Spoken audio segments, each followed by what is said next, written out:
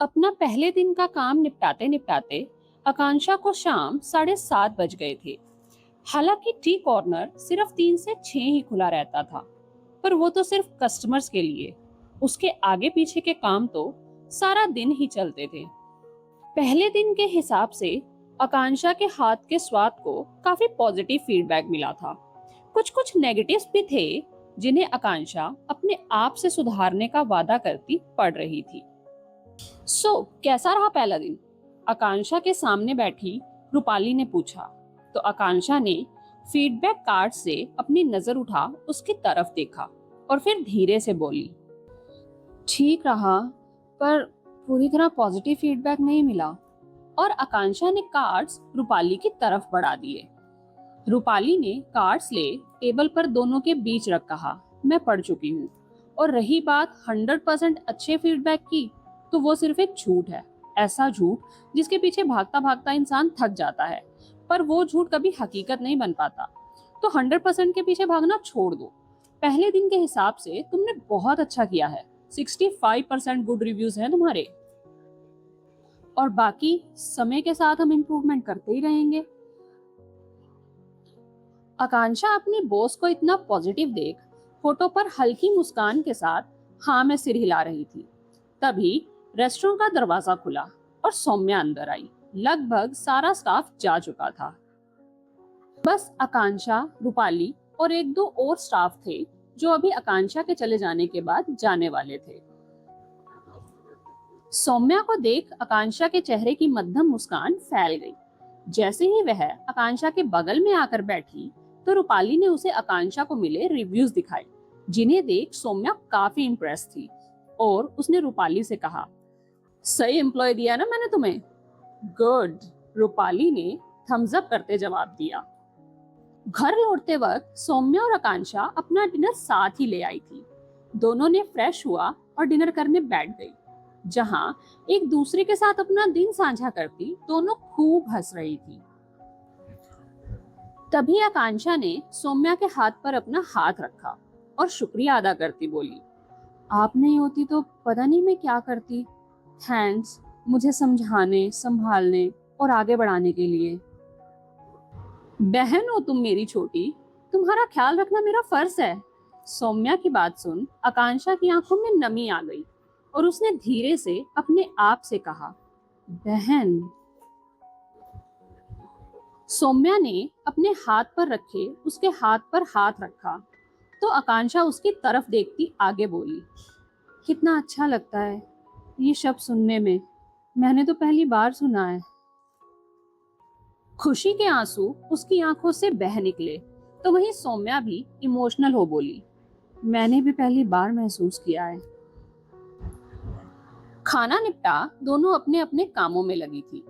जहां आकांक्षा दोनों के लिए दूध तैयार कर रही थी, तो सौम्या बर्तन साफ कर रही थी। आकांक्षा के मन में सवाल थे जिन्हें वो पूछना चाहती थी, पर बार बार खुद को रोक रही थी। सौम्या भी ये सब नोट कर रही थी। अंत जब दोनों बालकनी में बैठी अपना अपना कप हाथ में लिए रात की शांति का आनंद ले रही थी, तो सौम्या ने आखिर कहा, पूछ लो जो पूछना चाहती हो। आकांक्षा झेप गई और तुरंत अपनी नजरें जो सौम्या पर थी उन्हें हटा दूर दिखती गाड़ियों की रोशनी को देखने लगी। सौम्या ने उसे कनखनियों से देखा और फिर एक सिपले बोली, मैं 5 तक गिनूंगी, जो पूछना चाहती हो पूछ लो, वरना बाद में फिर मैं जवाब नहीं दूंगी। ये सुनते ही आकांक्षा तुरंत बोली, अच्छा ना, पूछती हूँ। वो मैं पूछ रही थी कि आकांक्षा झिझक रही थी और सौम्या लगातार उसे देख रही थी। आखिर आकांक्षा ने हिम्मत कर सौम्या के परिवार के बारे में पूछ ही लिया। सौम्या कुछ पल के लिए तो चुप सी रह गई, पर फिर उसने धीरे धीरे बताना शुरू किया। उसकी माँ ने लव मैरिज की थी, उसके नाना यानी आकांक्षा के दादा के खिलाफ जाकर। इसलिए नाना ने तो विदा करते ही रिश्ता तोड़ लिया था। उनके अलावा ननिहाल में नानी और 3 मामा थे, जिनसे कभी कभार मुलाकात हो जाती थी। वे मिलते रहते थे, बस एक बड़े मामा यानी आकांक्षा के पिता अनिल जी को छोड़कर। क्योंकि आकांक्षा की मां सुलोचना के बिना ब्याह प्रेग्नेंट होने की खबर से नर्मदा, सौम्या की मां, उन दोनों से नाराज हो गई थी। और अनिल से तो इतना नाराज हो गई कि दोबारा कभी नहीं मिली। और ददिहाल वालों से पापा की मौत के बाद रिश्ता खत्म हो गया। बहुत छोटी थी मैं, यही कोई 5-6 साल की, जब मेरे पापा एक एक्सीडेंट में चल बसे। माँ पहले ही मेरे ददिहाल वालों को पसंद नहीं थी, और इसके बाद तो उन पर इल्जाम ही आ गया कि उन्होंने उनका बेटा खा लिया। मेरी दादी ने हमें आधी रात घर से निकाल दिया। धीरे धीरे कर माँ ने मामा की मदद से अपने आप को और मुझे संभाला। फिर 4 साल पहले वो भी मुझे छोड़कर चली गई। सौम्या की आंखों से आंसू अब रुकने का नाम नहीं ले रहे थे। वो जितना उन्हें पहुंचती वो उतना ही बहते। जो देख आकांक्षा अपनी जगह से उठी और जा उसने उसे अपने गले से लगा लिया। आकांक्षा से लिपटते ही सौम्या के रोने की आवाज भी आने लगी। आकांक्षा बहुत देर तक उसे यूं ही अपने गले से लगाए बैठी रही। उसकी आंखें भी नमी से अछूती नहीं थी, क्योंकि अपनों को खो देना कितना दुखता है ये वो भली भांति जानती थी। दिन अपनी रफ्तार से बीत रहे थे। आकांक्षा अपने काम में मग्न होती जा रही थी।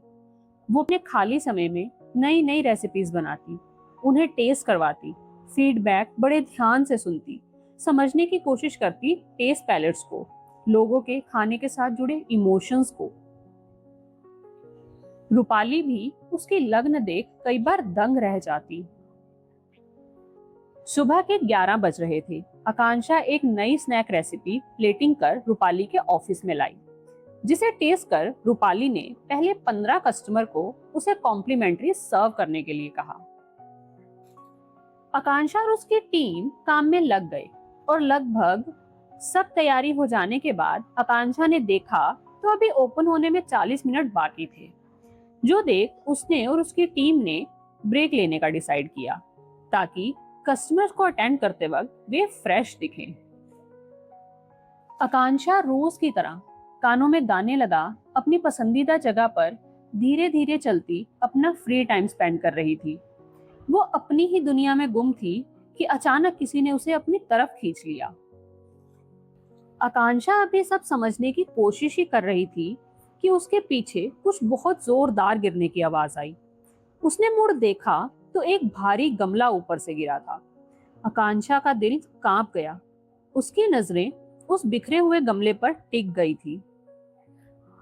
तभी उसे बचाने वाले ने उससे पूछा, आप ठीक हैं?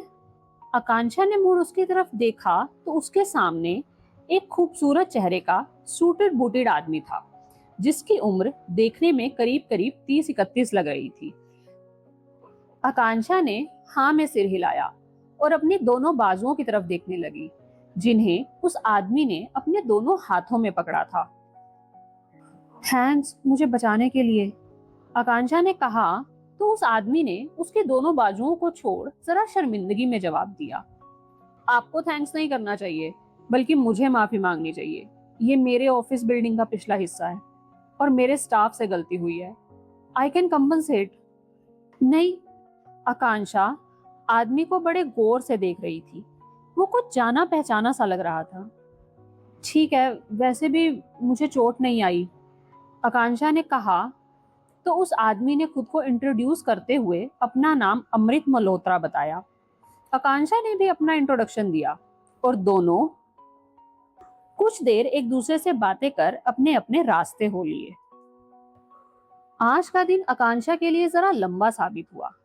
उसे काम के दौरान ठीक से सांस लेने की भी फुर्सत नहीं मिली थी, और सौम्या भी काम के सिलसिले में आज शहर से बाहर थी, तो आकांक्षा को अकेले ही घर जाना था। अपने काम के कपड़े बदल हल्के नीले व सफेद रंग के सूट सलवार को पहन आकांक्षा घर के लिए निकल गई। बाजार में चहल पहल थी, तो उसने टैक्सी ना ले पैदल ही घर जाने का फैसला किया। आकांक्षा अपना आसपास देखती ठंडी हवा को महसूस करती चल रही थी। तभी उसकी नजर एक बुके शॉप में खड़े मयंक पर पड़ी। वो एक लड़की के साथ खड़ा था और काफी खुश नजर आ रहा था। आकांक्षा उदास चेहरे के साथ एकटक उसे देखे जा रही थी। तब उसे उससे उसकी आखिरी मुलाकात याद आई, जब कुछ दिनों बाद आकांक्षा अपना सामान लेने उसके घर गई थी। तो मयंक ने बिल्कुल यूं बिहेव किया था जैसे उसे कोई फर्क ही नहीं पड़ता। उसके आखिरी शब्द बस इतने थे, दोबारा मेरे आसपास भी नजर मत आना, घिन आती है मुझे तुमसे। मयंक के कहे आखिरी शब्दों को याद करती आकांक्षा के सामने मयंक का ये हंसता चेहरा धुंधला पड़ रहा था, पर उसने अपने आंसुओं को बहने से रोका और मयंक के उसे नोटिस करने से पहले ही वहां से निकल गई। जहां रास्ते में एक कॉफी शॉप के बाहर लगे बड़े से ग्लास में उसे अपना अक्स नजर आया, तो उसकी आंखों में अपने आप को लेकर एक निराशा सी उभर आई। वो अपनी निराश नजरों से खुद को देखे जा रही थी, इस बात से पूरी तरह अनजान कि शीशे के उस पार बैठे अमृत की आंखें भी उसे ही देख रही हैं।